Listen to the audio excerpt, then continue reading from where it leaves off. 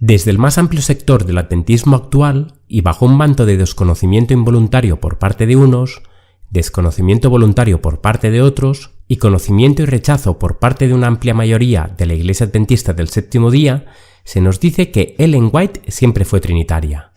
Esta línea de pensamiento no es del todo clara, ya que algunos admiten que abrazó el antitrinitarismo en su más temprana edad después del chasco de otoño de 1844, pero que con el paso del tiempo Dios le reveló la verdad acerca de la Trinidad, acerca de Dios el Padre, Dios el Hijo y Dios el Espíritu Santo, y que estos tres son uno. Ahora bien, ¿qué hay de cierto en todo esto? ¿Qué creía Ellen White acerca de Dios el Padre, Cristo y el Espíritu Santo? ¿Sostuvo sus creencias bajo un escrito está? ¿Hubo cambio de parecer en ella con el tiempo? En este vídeo nos vamos a ocupar principalmente en si Ellen White creía en dos únicos seres, Padre e Hijo, o si por el contrario también creía en un tercero igual a ambos. A la vez comprenderemos la visión que tenía ella acerca del Espíritu Santo y su identidad. Así que ella misma, en un viaje en un sinnúmero de citas de su puño y letra, nos va a explicar qué es lo que creía acerca de este punto tan fundamental y controvertido. A la vez, compararemos lo que ella creía con un así dice el Señor basado en las Escrituras, tanto en el Antiguo Testamento como en el Nuevo. ¿Estás preparado? Suscríbete a nuestro canal y dale like. No olvides darle a la campanita para recibir una notificación para cuando subamos el próximo vídeo. En 1851, Ellen White escribe la visión de El fin de los 2300 días, que recoge su visión sobre el significado de 1844 y la obra de Cristo en el santuario celestial, confirmando que el movimiento adventista no había sido un error total, como muchos creían, sino parcial. Esta visión mostraba que la purificación del santuario se había realizado en el cielo y no en la tierra, con el paso de Cristo del lugar santo al lugar santísimo el 22 de octubre de 1844. En esta visión, Dios le mostró lo que había sucedido y lo que sigue sucediendo en el cielo. Vi un trono, y sobre él se sentaban el Padre y el Hijo. Ellen White, en 1851, tenía claro que en el trono se sentaban Dios Padre y su Hijo, y en todos sus escritos posteriores jamás haría una declaración en la que afirmara que en dicho trono también se sentaba el Espíritu Santo. A la vez, esta declaración coincidía con lo que las Escrituras dicen acerca de este punto. Cristo, hablando a los santos de todos los tiempos, les aseguró que al que venciere le daré que se siente conmigo en mi trono, así como yo he vencido y me he sentado con mi Padre en su trono. También millones y millones de ángeles, alabando a Dios y a Cristo, declaraban: al que está sentado en el trono, o sea, al Dios y Padre, y al Cordero, o sea, al Hijo de Dios, sea la alabanza, la honra, la gloria y el poder por los siglos de los siglos. Y finalmente, Juan mismo, en visión, escribía: después me mostró un río limpio de agua de vida, resplandeciente como cristal, que salía del trono de Dios y del Cordero, en clara alusión a Dios Padre y a su Hijo. Ellen White, continuando con la cita, escribió: me fijé en el rostro de Jesús y admiré su hermosa persona. No pude contemplar la persona del Padre, pues le cubría una nube de gloriosa luz. Pregunté a Jesús si su Padre tenía forma como él. Dijo que la tenía, pero que yo no podía contemplarla, porque, dijo, si llegases a contemplar la gloria de su persona, dejarías de existir. Delante del trono vi al pueblo adventista, la Iglesia y el mundo. Vi dos compañías, la una postrada ante el trono, profundamente interesada, mientras que la otra no manifestaba interés y permanecía de pie, indiferente. Los que estaban postrados delante del trono elevaban sus oraciones a Dios y miraban a Jesús. Miraba él entonces a su Padre, y parecía interceder para con él. Una luz se transmitía del Padre al Hijo, y de éste a la compañía que oraba. Entonces vi que una luz excesivamente brillante procedía del Padre hacia el Hijo, y desde el Hijo ondeaba sobre el pueblo que estaba delante del trono. Pero pocos recibían esta gran luz. Muchos salían de debajo de ella, y la resistían inmediatamente. Otros eran descuidados y no apreciaban la luz, y ésta se alejaba de ellos. Algunos la apreciaban y se acercaban para postrarse con la pequeña compañía que oraba. Ésta recibía la luz y se regocijaba en ella, y sus rostros brillaban con su gloria. Vi al Padre levantarse del trono, y en un carro de llamas entró en el lugar santísimo, al interior del velo, y se sentó. Entonces Jesús se levantó del trono, y la mayoría de los que estaban prosternados se levantó con él.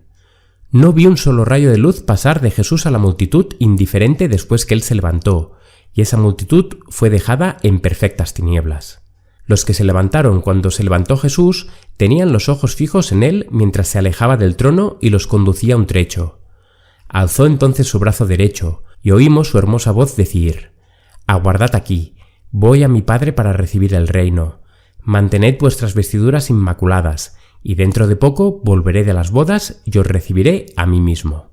Después de eso, un carro de nubes, cuyas ruedas eran como llamas de fuego, llegó rodeado de ángeles, a donde estaba Jesús. Él entró en el carro y fue llevado al lugar santísimo, donde el Padre estaba sentado. Allí contemplé a Jesús, el gran sumo sacerdote, de pie delante del Padre. En la orla de su vestidura había una campana y una granada, luego otra campana y otra granada.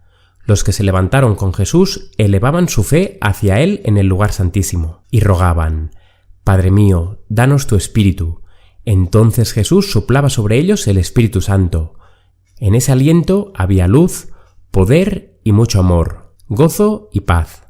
Es interesante notar que era Cristo mismo quien soplaba sobre esa compañía piadosa el Espíritu Santo. ¿Por qué Dios no le mostró en esa visión a otro ser llamado Espíritu Santo derramándose sobre su pueblo? En acorde a Cristo soplando el Espíritu Santo, la Biblia nos dice en Juan capítulo 20, versículos 21 y 22 lo siguiente: «Entonces Jesús les dijo otra vez: Paz a vosotros. Como me envió el Padre, así también yo os envío». Y habiendo dicho esto, sopló y les dijo: «Recibid el Espíritu Santo». Y Ellen White, comentando estos versículos de Juan, escribió: «Antes que sus discípulos pudiesen cumplir sus deberes oficiales en relación con la Iglesia, Cristo les sopló su Espíritu sobre ellos». Dentro de círculos trinitarios adventistas se podría argumentar que el Espíritu Santo en verdad no procede de Cristo, sino del lado de Cristo, otorgando al Espíritu Santo la posición de otro agente enviado en lugar de Cristo y como su representante, lo cual no es una declaración completamente errada en esencia. Más tarde te explicaremos el porqué. Pero cuando se le atribuye al Espíritu Santo la posición de otro ser coigual a Dios y a Cristo, dicha declaración se vuelve esencialmente en error. Dicho de paso, cabe destacar que Ellen White sí que afirmó que el Espíritu Santo procede de Cristo y no del lado de Cristo. El Espíritu Santo, que procede del unigénito Hijo de Dios, une al ser humano, cuerpo, alma y espíritu, con la perfecta naturaleza de Cristo divino-humana.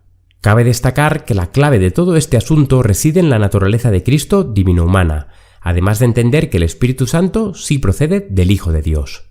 La cita continúa así: «Esta unión está representada por la unión de la vid y los sarmientos. El hombre finito está unido con la fortaleza de Cristo. Mediante la fe, la naturaleza humana queda asimilada con la naturaleza divino-humana de Cristo. En Cristo somos hechos uno con Dios». Pero sigamos con la cita inicial.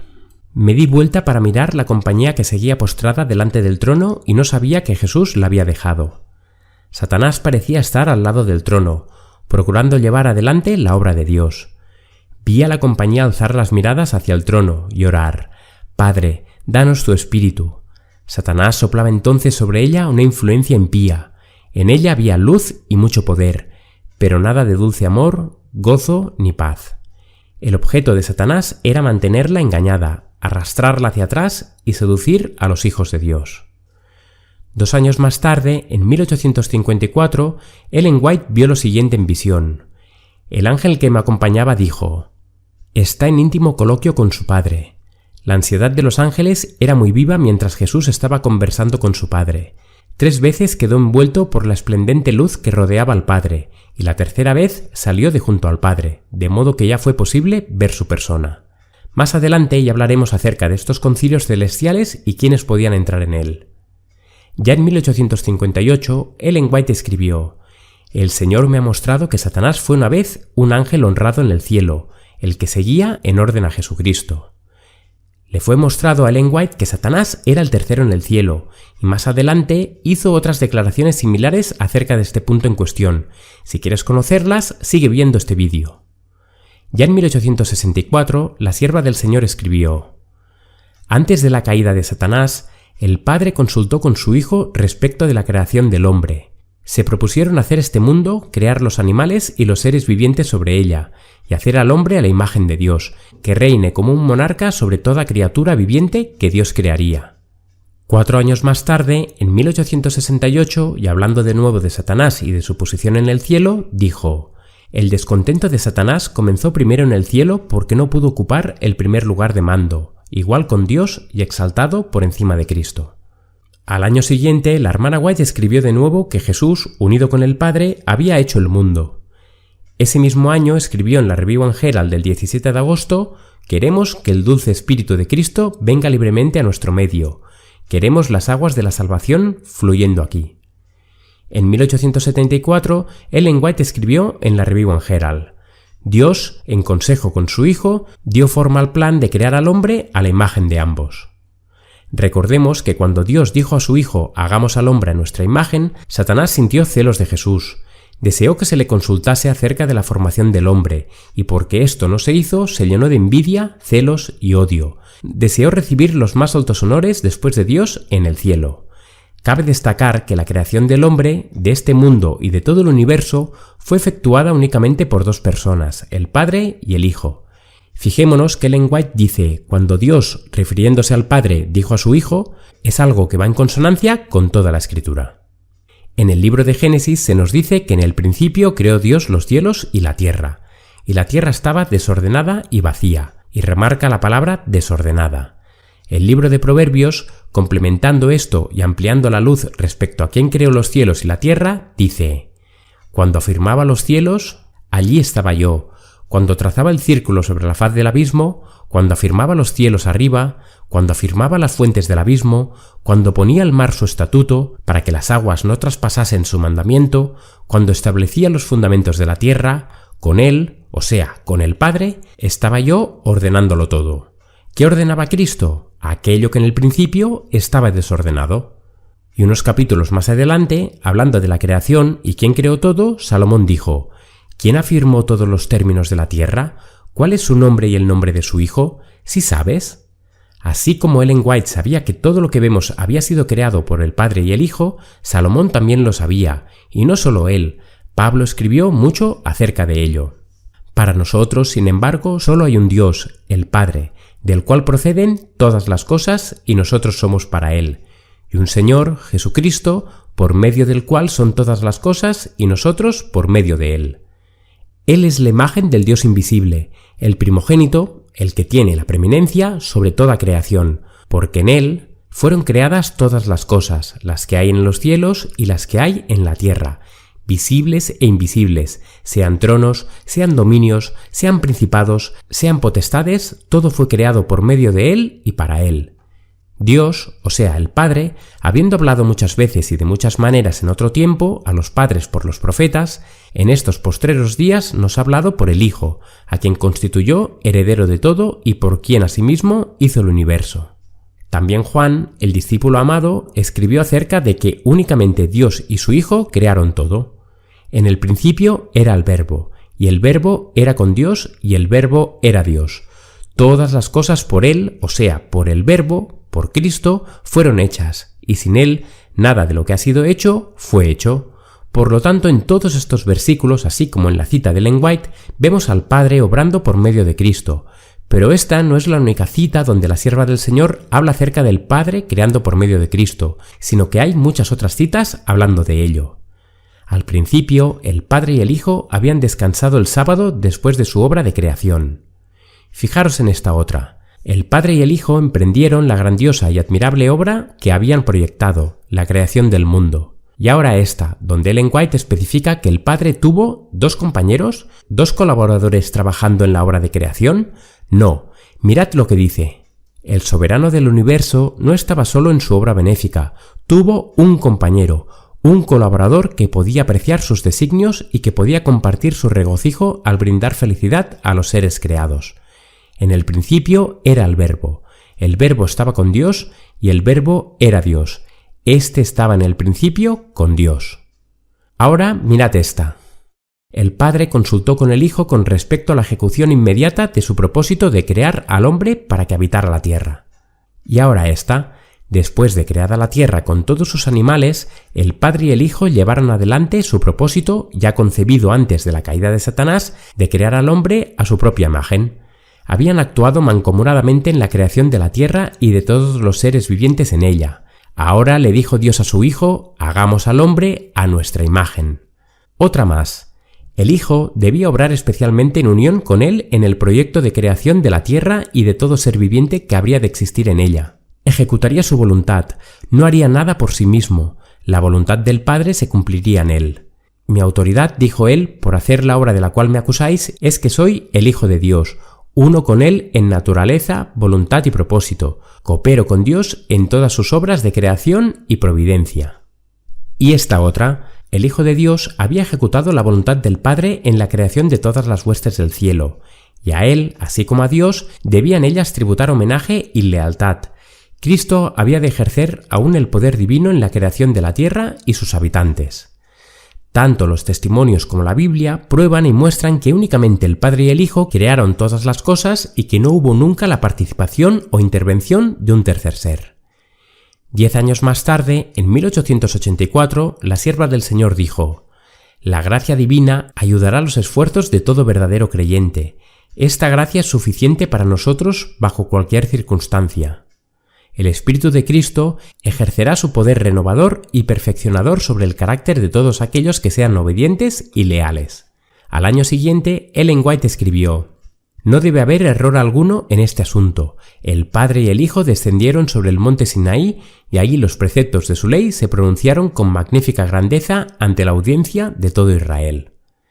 Esta escena del Sinaí, símbolo de la segunda venida, donde Cristo vendrá en la gloria del Padre con millones y millones de ángeles, expresa claramente la verdad que únicamente existen dos seres celestiales y dignos de adoración, el Padre y el Hijo, y que únicamente ellos estaban presentes junto a millones de ángeles en el Sinaí.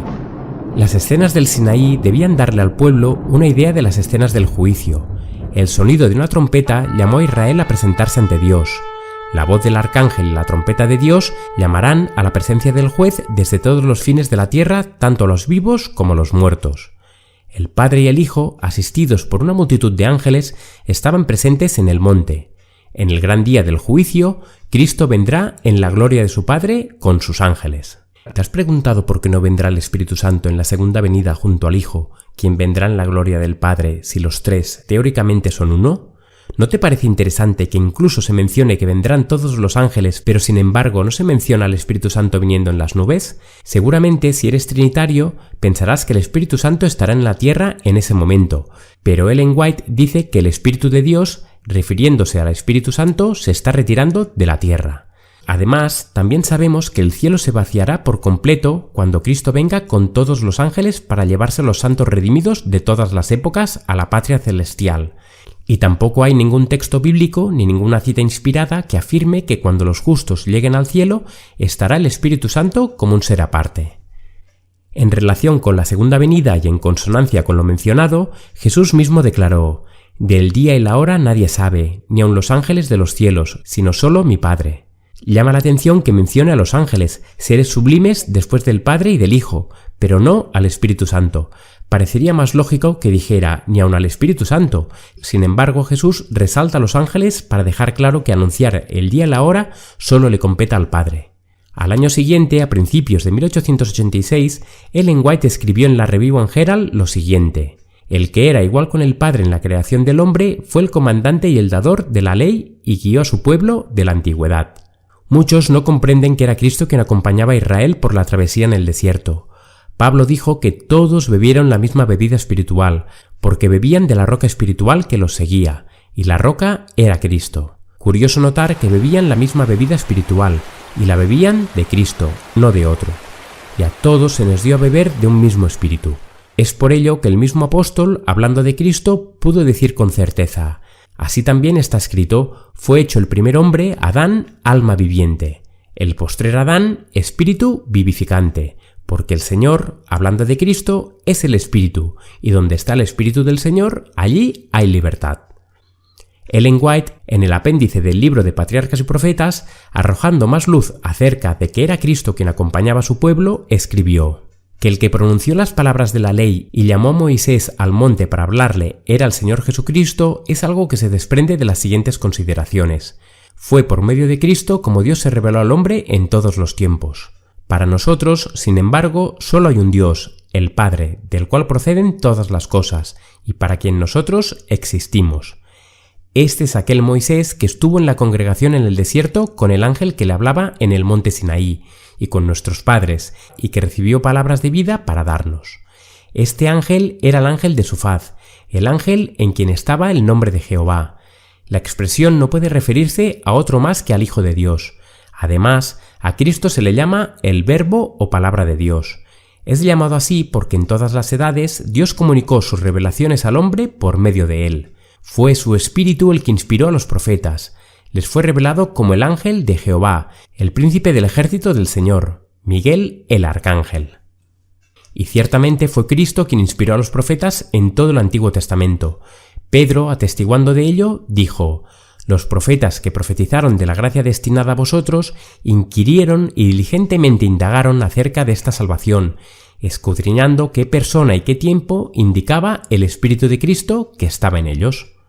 A la vez, Pedro confirma que Cristo fue vivificado, es decir, resucitado en espíritu, en el cual, o sea, en espíritu, también fue y predicó a los espíritus encarcelados por el pecado en el pasado, en tiempos de los antediluvianos y por medio de Noé, pregonero de justicia. Es por ello que Ellen White dice que Cristo es llamado así ángel de Jehová, porque en todas las edades Dios, el Padre, comunicó sus revelaciones al hombre por medio de él. Y en consonancia a esto, ella misma había escrito en la historia de la redención que después de su transgresión, la del hombre, Dios se comunicaría con él por medio de Cristo y los ángeles. En 1888 escribió: «La piedad de Abigail, como la fragancia de una flor, se expresaba inconscientemente en su semblante, sus palabras y sus acciones. El espíritu del Hijo de Dios moraba en su alma. Su palabra, sazonada de gracia y henchida de bondad y de paz, derramaba una influencia celestial. Impulsos mejores se apoderaron de David, y tembló al pensar en lo que pudiera haber resultado de su propósito temerario». Y también escribió: «Si Cristo es formado en el interior, la esperanza de gloria, usted dejará de lado toda vanidad y hablar vano. Usted será santificado por la verdad. Usted trabajará de tal manera por Dios que podrá tener una conciencia limpia de su trabajo ministerial, y podrá decir que está limpio de la sangre de todo hombre. Pero usted no puede decir esto a menos que esté constantemente obteniendo sabiduría y conocimiento de Dios, así como el pámpano obtiene nutrientes de la viviente vid, a menos que su Santo Espíritu descanse sobre usted y esté tomando a Jesús en su corazón, pensando y hablando de Jesús y haciendo su trabajo donde quiera que esté».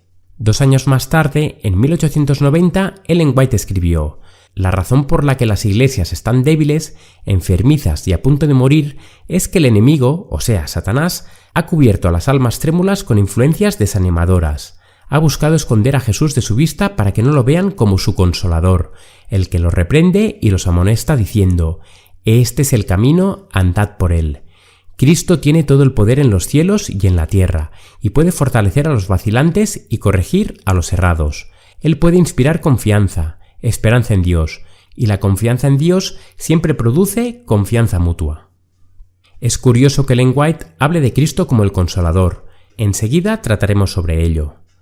Al año siguiente, en 1891, citando el libro de Juan, dijo: «Y yo rogaré al Padre y os dará otro Consolador para que esté con vosotros para siempre, el Espíritu de verdad, el cual el mundo no puede recibir porque no le ve ni le conoce. Pero vosotros le conocéis, porque mora con vosotros y estará en vosotros». La palabra otro, alos, significa otro de la misma clase. Esta definición ha dado a entender que otro de la misma clase significa que hay otro ser diferente a Cristo que iba a venir a la tierra como su representante una vez él ascendiera al cielo, y que por lo tanto esto prueba la idea de que Cristo es igual de divino que el Padre, lo cual es cierto, y que el Espíritu Santo es igual de divino que el Padre y el Hijo, al considerarse otro de la misma clase. Pero esto parece ser una conclusión precipitada y que debe armonizar con toda la Escritura y los escritos inspirados. Jesús dijo que yo y el Padre uno somos. Jamás dijo que Él, el Padre y el Espíritu Santo son uno, sino que esa unidad perfecta existe únicamente entre el Padre y el Hijo. Además, solo Cristo podía revelar perfectamente al Padre, ya que nadie conoce al Hijo sino el Padre, ni al Padre conoce a alguno sino el Hijo, mostrando que la relación íntima de la divinidad reside en dos seres y no en tres. El texto es claro: Nadie conoce al Hijo como el Padre y nadie conoce al Padre como el Hijo. Y Ellen White, algunos años después, escribió: se puso de manifiesto un amor inconmensurable cuando aquel que es igual con el Padre vino a pagar el precio de las almas de los hombres, a fin de llevarlos a la vida eterna. Quizás dirás que aquel que es igual con el Padre no implica que no haya otro de la misma clase igual al Padre, pero fíjate que más dijo la hermana White. El único ser que era uno con Dios, y se está refiriendo a Cristo como ese único ser igual al Padre, vivió la ley en su humanidad. También escribió que nuestro Padre Celestial es el Dios del universo, y Cristo es el Divino Hijo, el único igual con el Padre. ¿Te das cuenta? No puede haber otro alós de la misma clase que no sea Cristo, ya que estas dos citas categóricamente cierran todo debate a otro ser en igualdad al Padre. Entonces, ¿quién es este otro Consolador que estará con nosotros para siempre? La propia cita inicial de Manuscript Release volumen 14 nos da la respuesta. Esto hace referencia a la omnipresencia del Espíritu de Cristo, llamado el Consolador. Por otro lado, cuando habla de otro Consolador para que esté con vosotros para siempre, el Espíritu de verdad, fijaros que dice esta siguiente cita y quién es el Espíritu de verdad. Cristo era el Espíritu de la verdad. El mundo no escuchará sus súplicas. Ellos no lo aceptarían como su guía. No podían discernir las cosas invisibles. Las cosas espirituales les eran desconocidas. Pero sus discípulos ven en él el camino, la verdad y la vida. Y ellos tendrán su presencia permanente. Tendrán un conocimiento experimental del único Dios verdadero y de Jesucristo a quien él ha enviado. Jesús les había dicho a sus discípulos el Espíritu de verdad, al cual el mundo no puede recibir porque no le ve ni le conoce. Y fijaros que escribió Juan acerca de Cristo. Pero el mundo no le conoció, y los suyos no le recibieron. Así que sí, el Espíritu de verdad, el Consolador que mora con vosotros y estará en vosotros, iba a ser y es Cristo. Es así como pudo decir con toda seguridad: no os dejaré huérfanos, vendré a vosotros.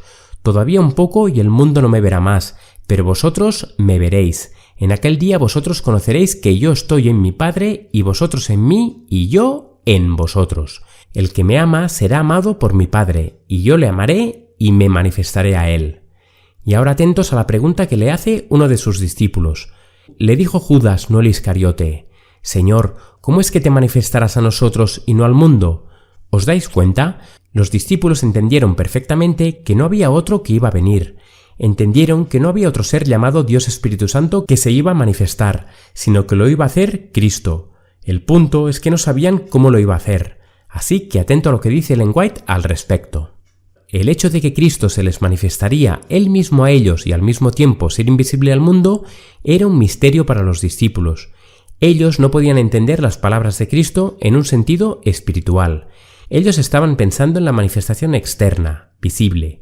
Ellos no podían aceptar el hecho de que podían tener la presencia de Cristo con ellos, y aún así que Él fuera invisible al mundo. Ellos no entendían el significado de una manifestación espiritual. Y esa manifestación espiritual no es más que Cristo en su naturaleza divina, ya que el mismo Jesús que caminó con sus discípulos, que les enseñó en la tierra, que trabajó y sufrió en su naturaleza humana, está con nosotros en su poder divino. ¿Quieres esa ayuda que viene de Cristo, habiendo escapado de la corrupción que hay en el mundo por la concupiscencia? Debes ser partícipe de la naturaleza divina. No hay nada más que pueda salvarnos. Cristo viene en su naturaleza divina, y aquí es donde cada alma será iluminada de acuerdo con lo que le dé a la mente para alimentarse. En ese mismo año, Ellen White escribió: la creación de nuestro mundo fue llevada a los concilios del cielo. Allí, el querubín protector preparó su petición de que se le hiciera príncipe para gobernar al mundo que entonces se avecinaba. Esto no le fue concedido. Jesucristo debía gobernar el reino terrenal. Bajo la dirección de Dios se comprometió a tomar el mundo con todas sus probabilidades. La ley del cielo debía ser la ley estándar para este nuevo mundo, para las inteligencias humanas. Lucifer estaba celoso de Cristo, y este celo lo llevó a la rebelión y llevó consigo a un gran número de los santos ángeles. Y también escribió lo siguiente: el gran don de la salvación ha sido puesto a nuestro alcance a través de un costo infinito para el Padre y el Hijo. Desatender la salvación es desatender el conocimiento del Padre y del Hijo a quien Dios ha enviado a fin de que el hombre pueda ser participante de la naturaleza divina, y así con Cristo, heredero de todas las cosas. Al año siguiente, en 1892, la sierva del Señor escribió en consonancia con todo lo dicho. Jesús está esperando para soplar sobre todos sus discípulos y darles la inspiración de su Espíritu santificador y transfundir la influencia vital procedente de sí mismo a su pueblo. Jesús busca inculcarles la idea de que al dar su Santo Espíritu, Él les está dando la gloria que el Padre le ha dado a Él, para que Él y su pueblo sean uno con Dios. También escribió en la revista The Youth Instructor del 30 de junio lo siguiente: en Jesús, la divinidad y la humanidad se unieron, y la única forma por la cual el hombre puede ser vencedor es convirtiéndose en participante de la naturaleza divina. La divinidad y la humanidad se combinan en el que tiene el Espíritu de Cristo. El apóstol Pablo escribe: por lo cual debía ser en todo semejante a los hermanos, para venir a ser misericordioso y fiel pontífice. Es así como Cristo nos hace partícipes de su naturaleza divina para ser vencedores, mientras su naturaleza humana presenta su sangre por nosotros. Un año más tarde, en 1893, Ellen White dijo: «Un mandamiento nuevo os doy, que os améis unos a otros, como yo os he amado, que también os améis unos a otros. En esto conocerán todos que sois mis discípulos, si tuviereis amor los unos con los otros». Satanás comprende el poder de tal testimonio ante el mundo y cuánto puede hacer en transformar el carácter. No le agrada que una luz tal brille de aquellos que pretenden creer en Jesucristo y pondrá en práctica cualquier medio concebible para romper esa cadena áurea que une corazón con corazón de los que creen la verdad y los une en íntima relación con el Padre y el Hijo. Este mismo año, Ellen White escribió: «El Espíritu Santo es el Consolador en el nombre de Cristo. Él personifica a Cristo, sin embargo, es una personalidad distinta. Ahora bien, ¿cómo congeniamos esta cita con todo lo que hemos leído hasta ahora? La sierva del Señor dice: Cristo, al revestir su divinidad con humanidad, llegó a poseer dos naturalezas, la divina y la humana, y debido a esto, Él pudo lograr plenamente para la raza humana su completa redención y su restauración a los privilegios de la vida superior. Es interesante notar que las dos naturalezas tenían su propia individualidad, ya que lo humano no tomó lugar de lo divino, ni lo divino de lo humano. Esto es el misterio de la piedad. Las dos expresiones, humano y divino, eran estrecha e inseparablemente una en Cristo, y sin embargo tenían una individualidad diferente. Con su largo brazo humano, el Hijo de Dios abrazó a toda la familia humana, mientras que con su brazo divino asió el trono del infinito. Su presencia personal era necesaria para que, al verlo, pudiéramos ver al Padre. Él estableció su trono, su reino espiritual sobre la tierra, reveló su gracia especial y abrió a nuestra vista las maravillas de las cosas celestiales. Él impartió su propio espíritu divino a la humanidad, exaltando así a la humanidad en la escala de valor moral ante Dios. Es así como Él pudo lograr plenamente para la raza humana su completa redención y restauración. La redención fue lograda por medio de Cristo en su naturaleza, persona o personalidad humana, debido a la justicia que se nos imputa por su muerte en la cruz, mientras que la restauración la podemos lograr mediante la impartición de su propio Espíritu Divino, o sea, mediante su naturaleza, persona o personalidad divina, al adjudicarnos su justicia impartida. Ellen White escribió 2 años más tarde que la justicia por la cual somos justificados es imputada, la justicia por la cual somos santificados es impartida. La primera es nuestro derecho al cielo, la segunda nuestra idoneidad para el cielo. Es por ello que cuando la sierva del Señor dice que el Espíritu Santo personifica a Cristo, sin embargo es una personalidad distinta, no se está refiriendo a otro ser, sino que estorbado por la humanidad, Cristo no podía estar en todo lugar personalmente. Por lo tanto, convenía a sus discípulos que Él los dejase y fuese al Padre y enviase el Espíritu Santo como su sucesor en la tierra. El Espíritu Santo es el mismo, o sea, Cristo mismo, despojado de la personalidad humana e independiente de ella. Él se representaría a sí mismo como presente en todos los lugares por su Santo Espíritu como el omnipresente. Hay que tener en cuenta que si concebimos al Espíritu Santo como otro ser, éste no se puede despojar de algo que no ha tenido, ya que despojarse significa quitarse voluntariamente algo que se posee, en este caso la naturaleza humana.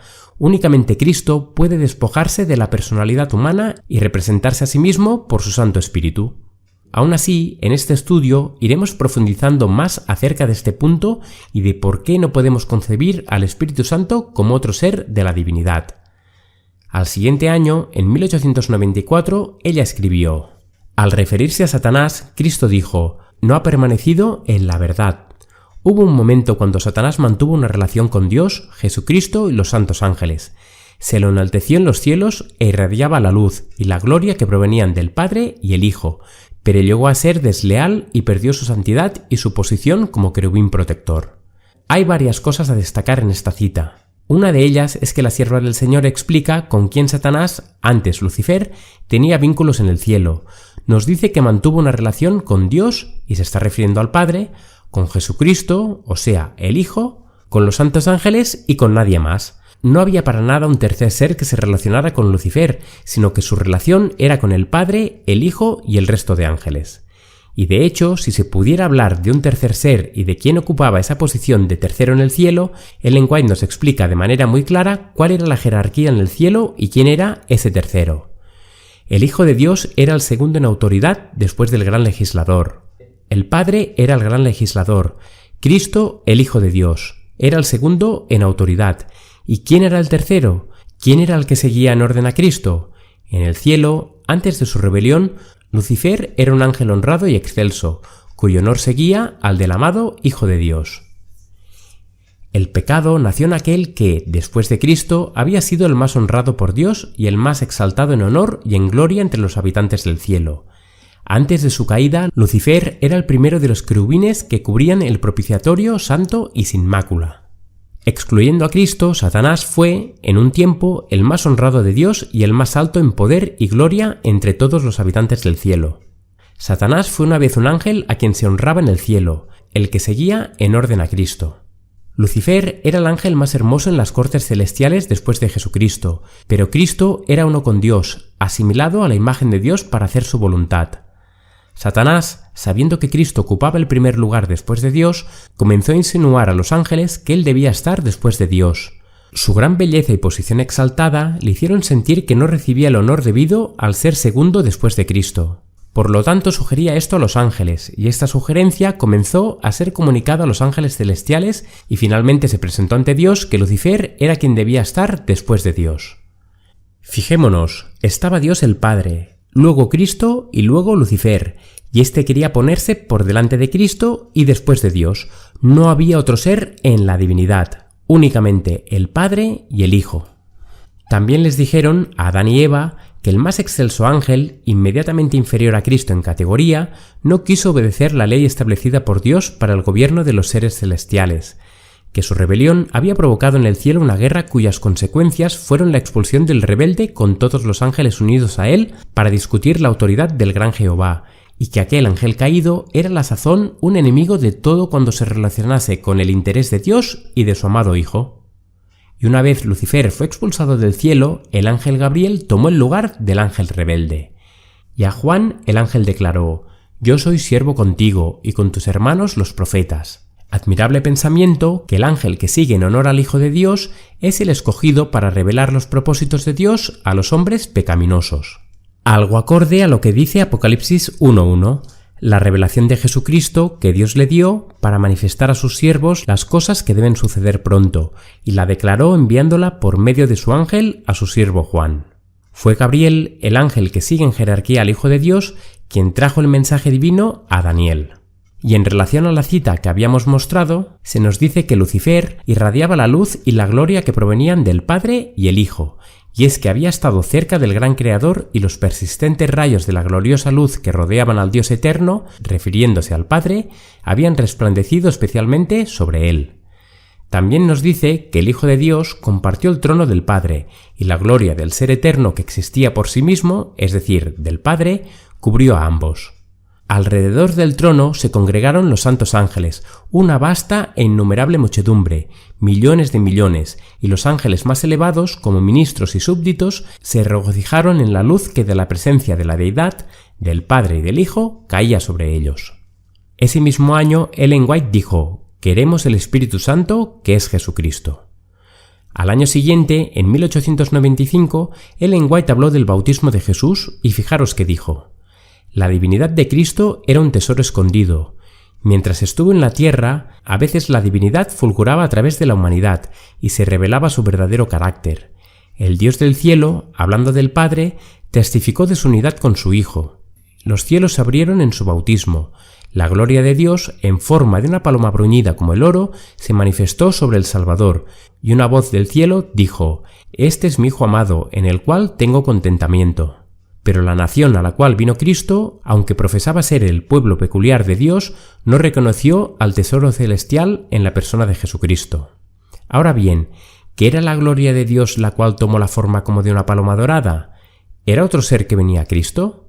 Fijémonos qué dice la Escritura. El libro de Isaías, en una profecía mesiánica, dijo: «He aquí mi siervo, yo le sostendré, mi escogido en quien mi alma tiene contentamiento. He puesto sobre él mi espíritu, él traerá justicia a las naciones». Esta profecía mesiánica apuntaba al bautismo de Jesús y de cómo era Dios el Padre quien iba a sostener a su Hijo poniendo sobre él su propio espíritu. En Mateo 10:20, en un versículo que aplica a todos y también a Cristo en la tierra, dice: «Porque no sois vosotros los que habláis, sino el Espíritu de vuestro Padre que habla en vosotros». Es así como en el bautismo de Cristo, Dios el Padre puso su Espíritu sobre su Hijo, algo que también confirma el libro de Mateo. Y Jesús, después que fue bautizado, subió luego del agua, y aquí los cielos fueron abiertos, y vio al Espíritu de Dios que descendía como paloma, y venía sobre él. Y hubo una voz de los cielos que decía: «Este es mi Hijo amado, en quien tengo complacencia». Y Ellen White, comentando acerca de este hecho, dijo: «En ocasión del bautismo del Salvador, Satanás se hallaba entre los testigos, vio la gloria del Padre que descansaba sobre su Hijo». El Espíritu de Dios no era más que la gloria del Padre descansando sobre su Hijo. A la vez, hay que tener en cuenta que Isaías, capítulo 42, versículo 1, no únicamente es una profecía mesiánica que apunta al bautismo de Jesús, sino también a la transfiguración. Pues cuando él recibió de Dios Padre honra y gloria, le fue enviada desde la magnífica gloria una voz que decía: «Este es mi Hijo amado, en el cual tengo complacencia». Así que, he aquí mi siervo, yo le sostendré, mi escogido, en quien mi alma tiene contentamiento, he puesto sobre él mi espíritu, significa eso mismo, el Padre dándole gloria y honra a su Hijo mediante su propio espíritu. La sierva del Señor aún aclaró más este asunto con otras citas. Cuando se comprobó que Jesús realmente había partido, la atención de la compañía se dirigió a sus discípulos que se habían quedado atrás. Por primera vez tuvieron la oportunidad de reconocerse como creyentes en Jesús de Nazaret como Salvador del mundo. Juan relató lo que había oído y visto de sus enseñanzas. Habló de las maravillosas manifestaciones en el momento del bautismo de Jesús por el profeta Juan en el río Jordán, cómo la luz y la gloria del cielo habían descendido sobre él en forma de paloma, mientras una voz desde los cielos sin nubes lo proclamaba como el Hijo del Padre Infinito. Juan narró estos hechos con convincente claridad y precisión. Se despertó la curiosidad de todos los presentes, y muchos ansiosos que esperaban y anhelaban al Mesías pensaron que era posible que éste fuera el prometido de Israel. Y fijaros en esta otra cita. Él, Satanás, estaba en el suelo en el momento que Cristo se presentó a Juan para el bautismo. Oyó la voz majestuosa resonando por el cielo y haciendo eco por la tierra como truenos. Vio los relámpagos brillar desde los cielos sin nubes, y oyó las temibles palabras de Jehová: «Este es mi Hijo amado, en quien tengo complacencia». Vio el resplandor de la gloria del Padre eclipsando la forma de Jesús, señalando así en esa multitud a aquel a quien reconocía como su Hijo con inequívoca seguridad. Las circunstancias relacionadas con esta escena bautismal habían despertado el odio más intenso en el pecho de Satanás. Entonces supo con certeza que a menos que pudiera vencer a Cristo, de allí en adelante habría una limitación de su poder. Entendió que la comunicación desde el trono de Dios significaba que el cielo era más directamente accesible al hombre. Cuando el cielo dio testimonio a Jesús en ocasión de su bautismo, no le percibieron. Los ojos, que nunca se habían vuelto con fe hacia el invisible, no vieron la revelación de la gloria de Dios. Los oídos, que nunca habían escuchado su voz, no oyeron las palabras del testimonio. Y ahora atentos a estas dos últimas citas. Nunca antes habían escuchado los ángeles semejante oración. Ellos anhelaban llevar a su amante comandante un mensaje de seguridad y consuelo. Pero no, el Padre mismo contestará a la petición de su Hijo. Salen directamente del trono los rayos de su gloria. Los cielos se abren y sobre la cabeza del Salvador desciende una forma de paloma de la luz más pura, emblema adecuado del manso y humilde. Después de que Cristo fue bautizado, se arrodilló en la ribera del Jordán, y nunca antes el cielo había escuchado una oración tal como la que salió de sus divinos labios. Cristo tomó nuestra naturaleza sobre sí. La gloria de Dios, en la forma de una paloma de oro bruñido, descansó sobre él, y de la gloria infinita se oyeron estas palabras: «Este es mi Hijo amado, en quien tengo complacencia».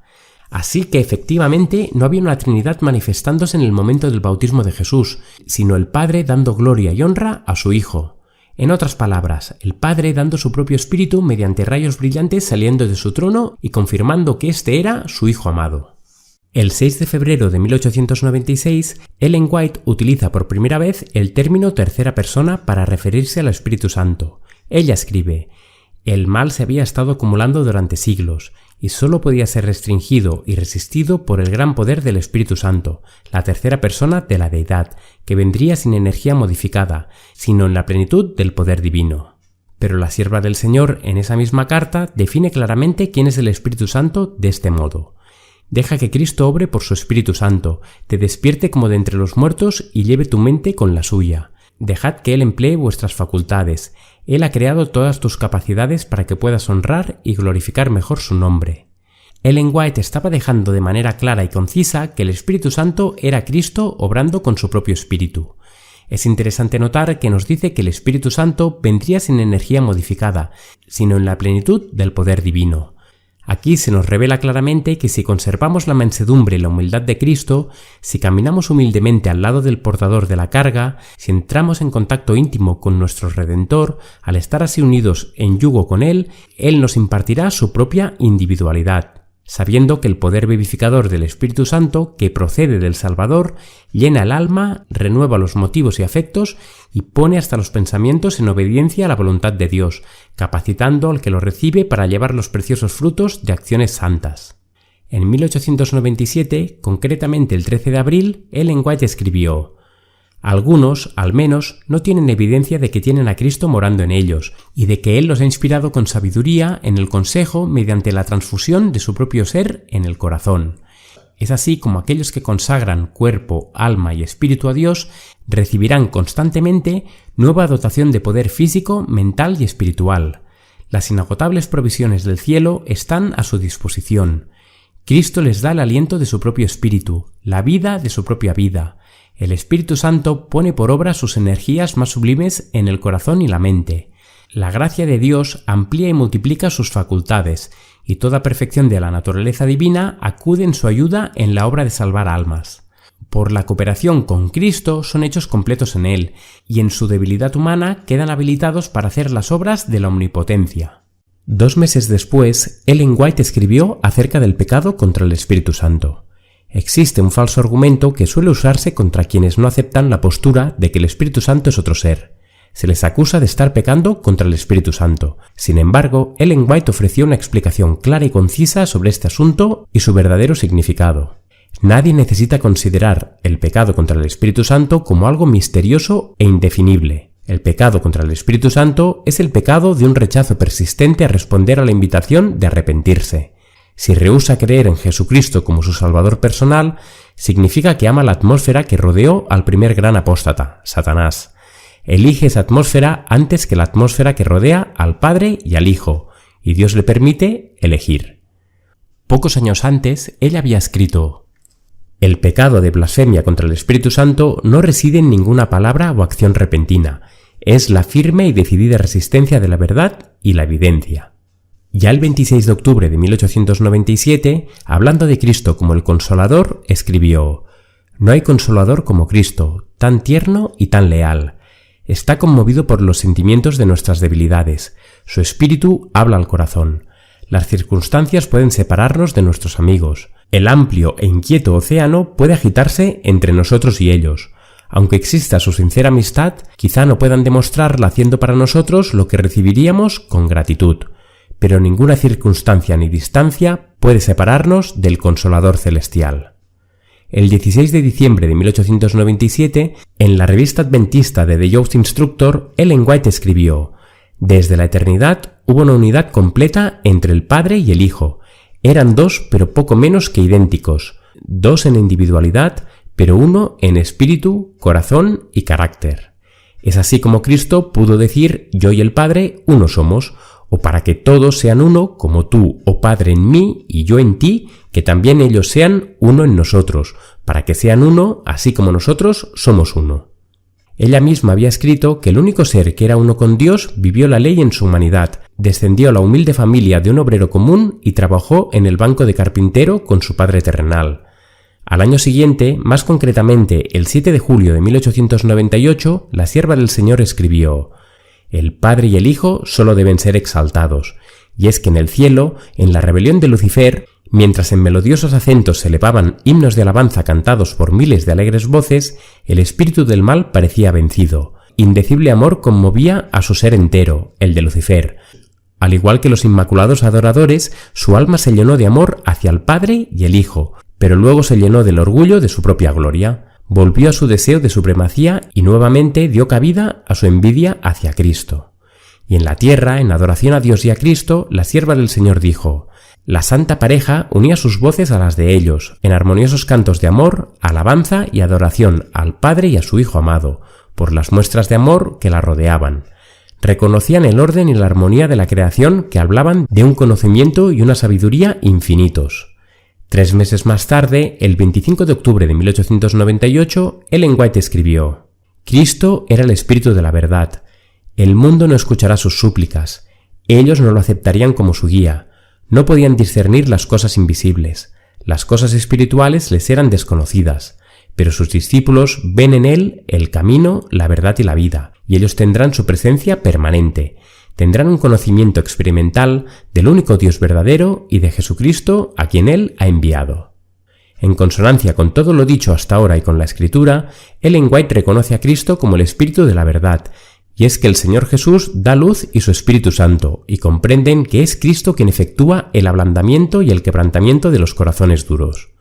Además, también escribió: «Y yo rogaré al Padre y os dará otro Consolador para que esté con vosotros para siempre, al Espíritu de verdad, al cual el mundo no puede recibir porque no le ve ni le conoce».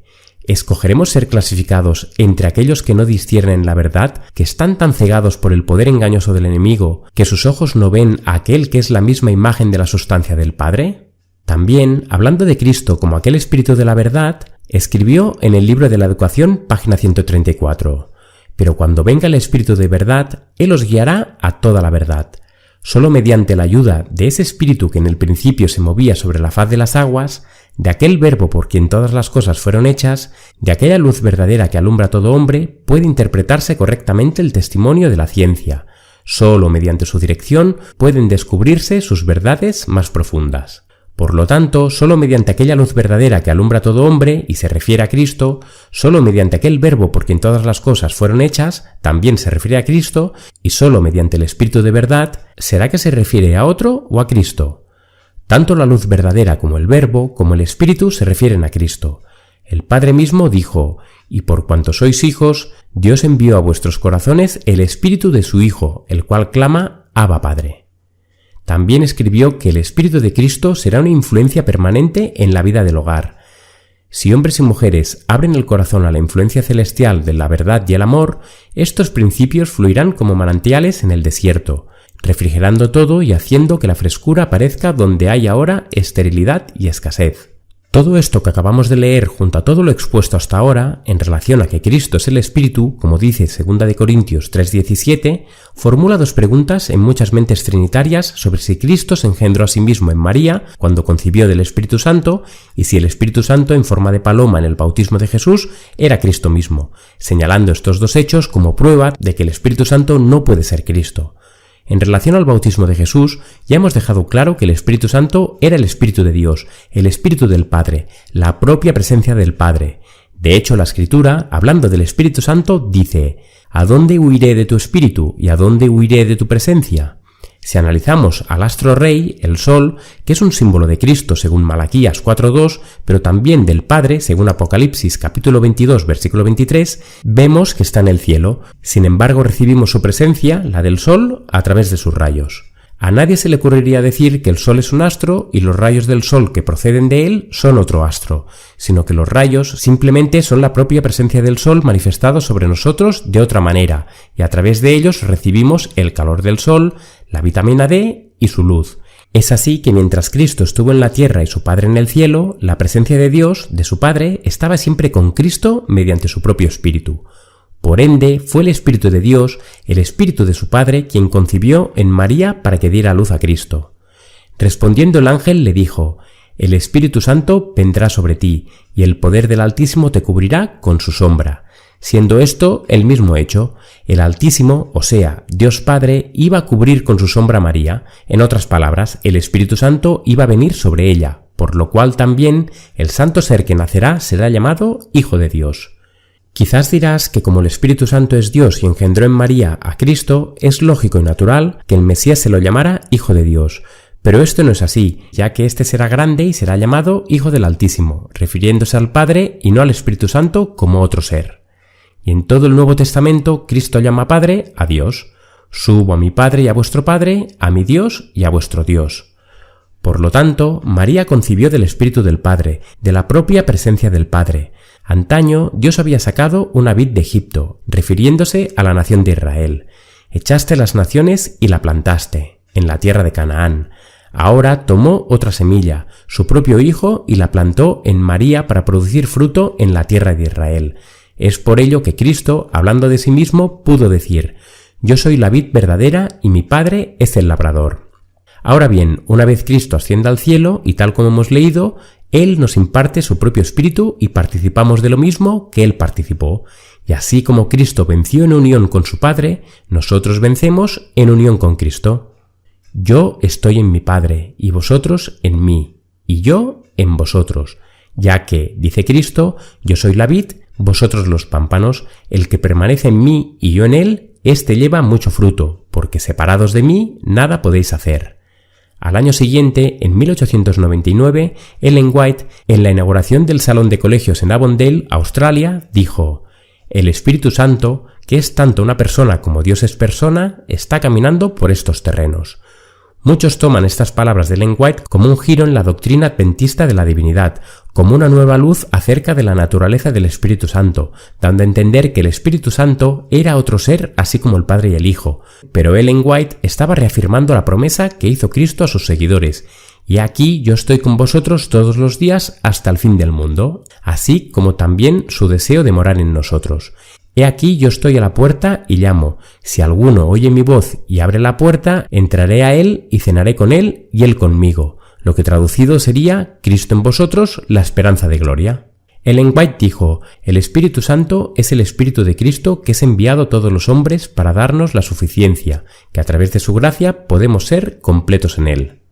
Por el Espíritu llega a ser el creyente partícipe de la naturaleza divina. Cristo ha dado su Espíritu como poder divino para vencer todas las tendencias hacia el mal, hereditarias y cultivadas, y para grabar su propio carácter en su Iglesia.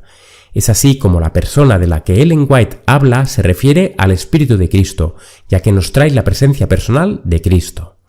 Mientras Jesús ministra en el santuario celestial, y eso lo hace mediante su naturaleza humana, es siempre por su Espíritu, o sea, mediante su naturaleza divina, el ministro de la Iglesia en la tierra. Está oculto a la vista, pero se cumple la promesa que hiciera al partir: «He aquí yo estoy con vosotros todos los días hasta el fin del mundo». A principios del año siguiente, ya en 1900, Ellen White escribió: «Dios desea que se cumplan en nosotros los propósitos de su gracia. Por el poder de su amor y mediante la obediencia, el hombre caído, un gusano en el polvo, debe ser transformado y capacitado para ser miembro de la familia celestial, compañero de Dios, de Cristo y de los ángeles a través de las edades eternas. El cielo triunfará porque los lugares dejados vacantes por Satanás y su hueste serán ocupados por los redimidos del Señor». Hay un concepto errado de que la familia celestial son Dios el Padre, Dios el Hijo y Dios el Espíritu Santo, pero esto no es cierto. La familia celestial está compuesta por Dios el Padre, su Hijo y los santos ángeles. Cuanto más estrechamente os relacionéis con la fuente de luz y poder, mayor luz brillará sobre vosotros y mayor poder tendréis para trabajar por Dios. Gozaos porque sois uno con Dios, uno con Cristo y con toda la familia del cielo. 4 meses más tarde, la sierva del Señor escribió: «Entonces se pronunciaron las palabras: El Señor ha jurado y no se arrepentirá.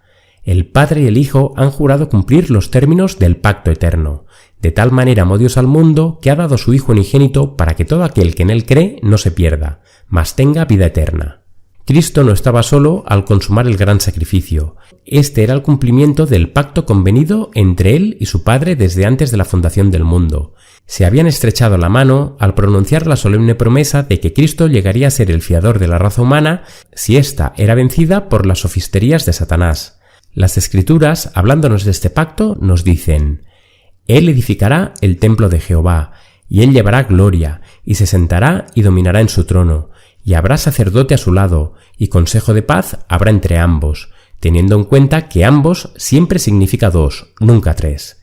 Y Ellen White, citando precisamente Zacarías 6:13, dijo: El consejo de la paz estará entre los dos. El amor del Padre, no menos que el del Hijo, es la fuente de salvación para la raza perdida.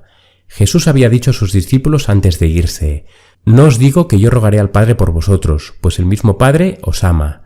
Dios estaba en Cristo reconciliando consigo mismo al mundo, y en el ministerio del santuario celestial el consejo de la paz estará entre los dos. De tal manera amó Dios al mundo que dio a su Hijo unigénito, para que todo aquel que cree en él no perezca, sino que tenga vida eterna. Ahora bien, hay una cita del Espíritu de Profecía que dice así: La divinidad se conmovió de piedad por la humanidad, y el Padre, el Hijo y el Espíritu Santo se dieron a sí mismos a la obra de formar un plan de redención. Con el fin de llevar a cabo plenamente ese plan, se decidió que Cristo, el Hijo unigénito de Dios, se entregara a sí mismo como ofrenda por el pecado. Y es que esta cita es usada para decir que el plan de la redención fue formado por el Padre, el Hijo y el Espíritu Santo, o sea, por la Trinidad, en lugar de únicamente por dos seres, el Padre y el Hijo, tal y como sostenían las dos citas leídas anteriormente y Zacarías 6:13. Pero, ¿será que realmente la cita dice así? En inglés la cita diría así: The Godhead was stirred with pity for the race, and the Father, the Son, and the Holy Spirit gave themselves to the working out of the plan of redemption. El verbo to work out no significa formar, sino más bien llevar a cabo, ejecutar, desarrollar en la práctica. Por lo tanto, la traducción más fiel sería que el Padre, el Hijo y el Espíritu Santo se dieron a sí mismos a la obra de llevar a cabo, de ejecutar el plan de redención. La traducción española que pone formar un plan es una traducción más libre y puede dar la idea de que el plan de redención recién se estaba creando, pero en inglés el énfasis es en realizar o ejecutar un plan ya existente, no en concebirlo. Ahora bien, ¿qué significaría que el Padre, el Hijo y el Espíritu Santo se darían a sí mismos a la obra de ejecutar el plan de la redención?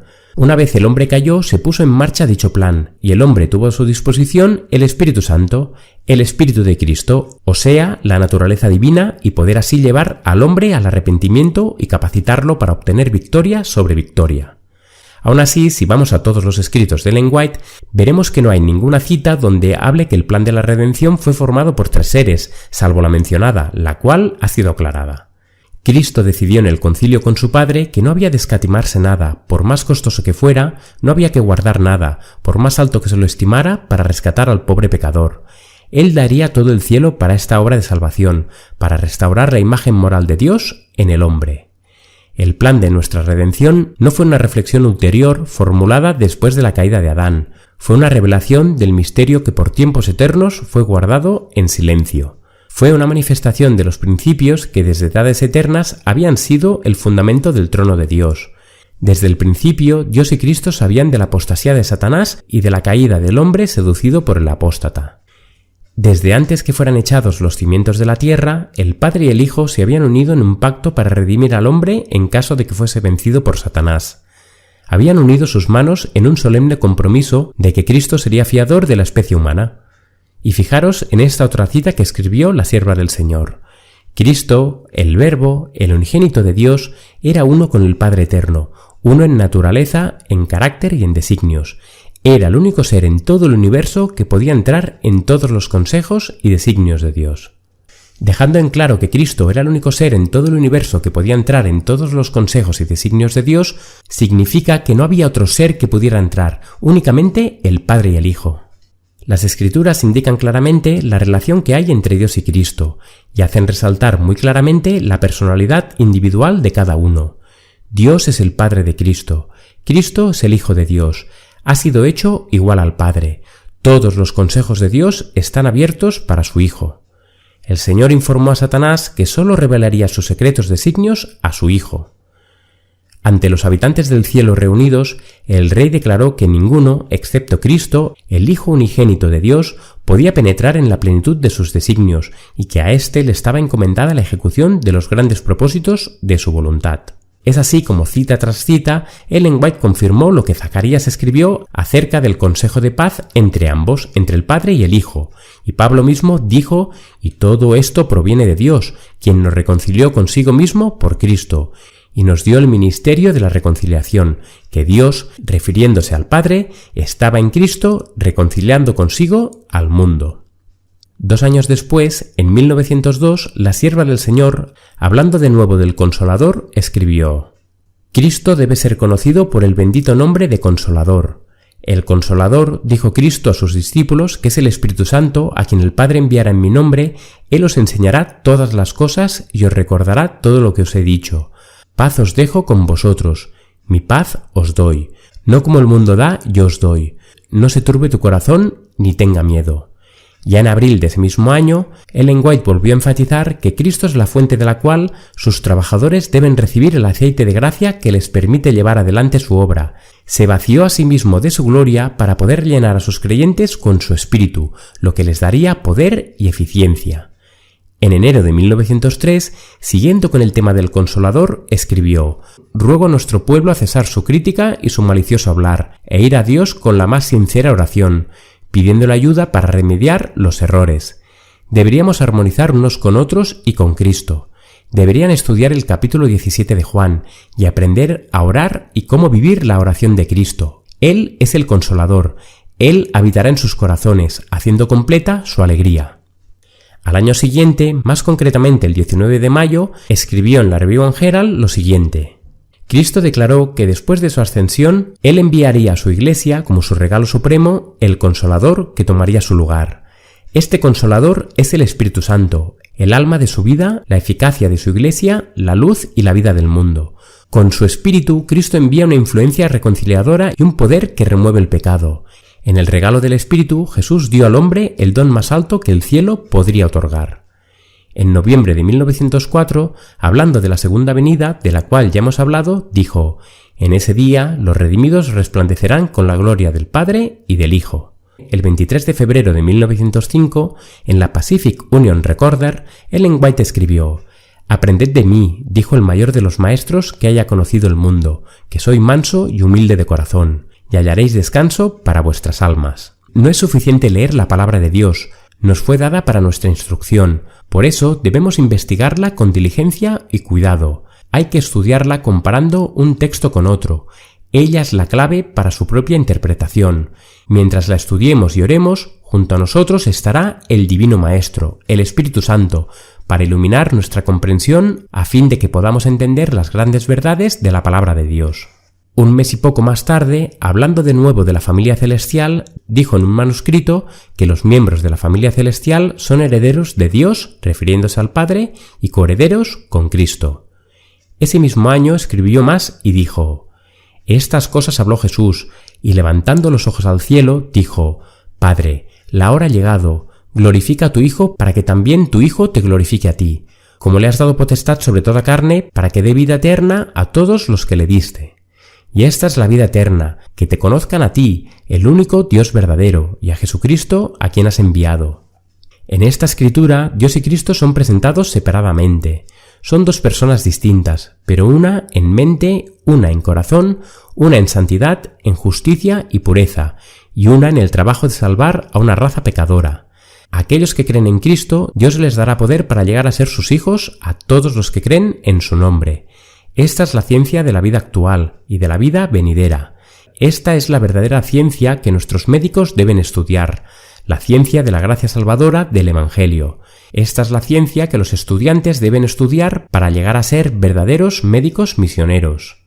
Al año siguiente, hablando de nuevo del Espíritu de verdad, dijo: ¿Cómo podré llevar de manera impresionante la comisión que Cristo ha dado a su pueblo, el privilegio de ser obreros del Espíritu de toda verdad manifestado en carne, el divino Hijo de Dios, revestido de humanidad, un canal ideado y preparado para recibir continuamente impartiendo la corriente celestial?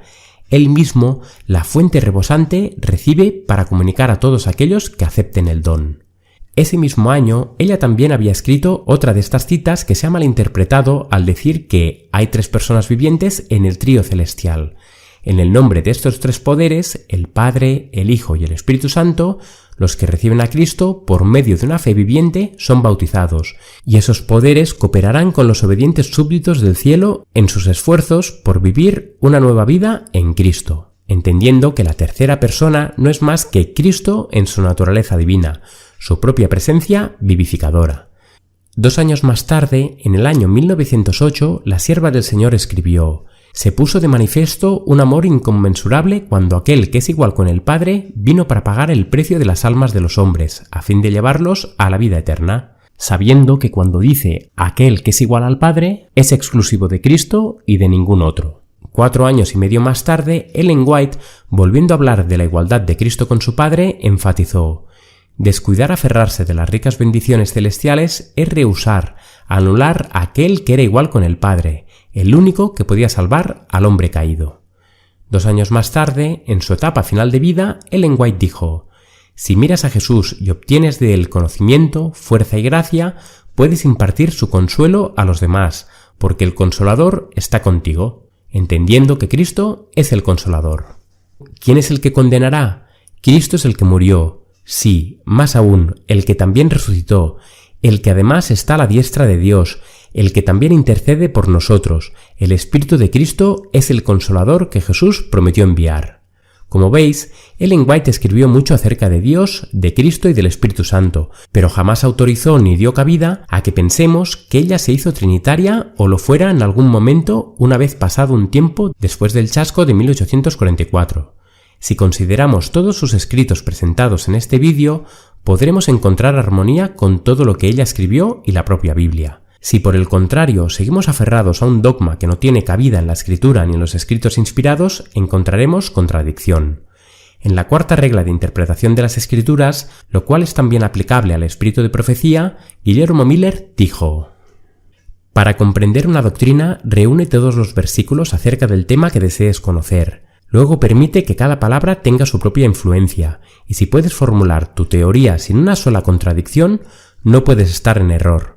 Entonces te preguntamos, ¿será que puedes hacer este ejercicio con la doctrina de la Trinidad? ¿Será que puedes dar explicación a todo lo presentado sin caer en contradicción? En todo este vídeo hemos tratado acerca del Espíritu Santo, su identidad, quiénes son los únicos seres con naturaleza divina que existen y quién era el tercero en el cielo.